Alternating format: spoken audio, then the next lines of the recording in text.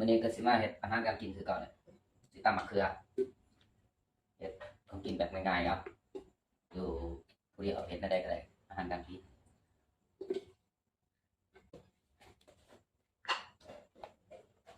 แก้วก็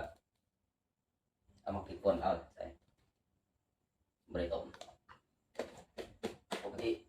ป่นมะเขือเนี่ยสิต้มเอาแต่ว่ามื้อนี้บ่ได้ต้มวิธีการเอาต้มง่ายครับ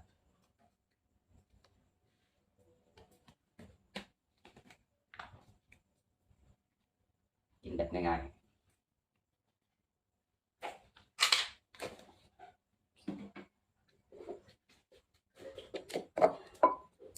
อาหารการกินแบบบ้านๆนะครับใส่ผักหอม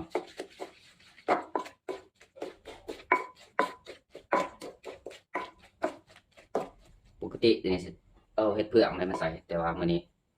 บ่ได้ซื้อเห็ดเผือกมีแต่มะเขือกับผักหอมแบบนั้น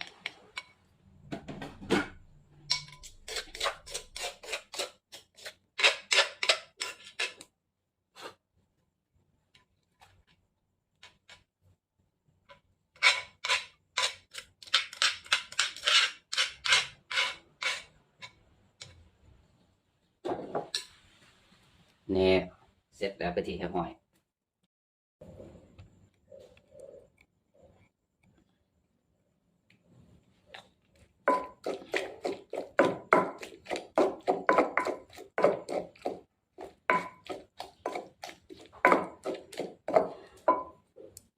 อาหารการกินแบบบ้านๆนะครับใส่ผักหอม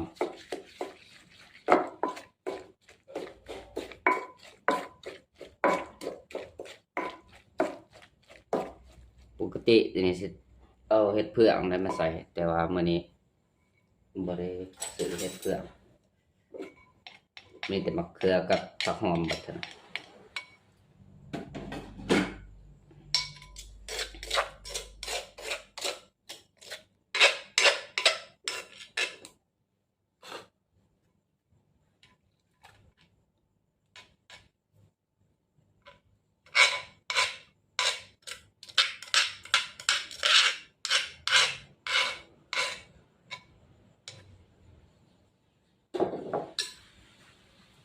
เนี่ยเสร็จแล้วไปที่เรียบร้อย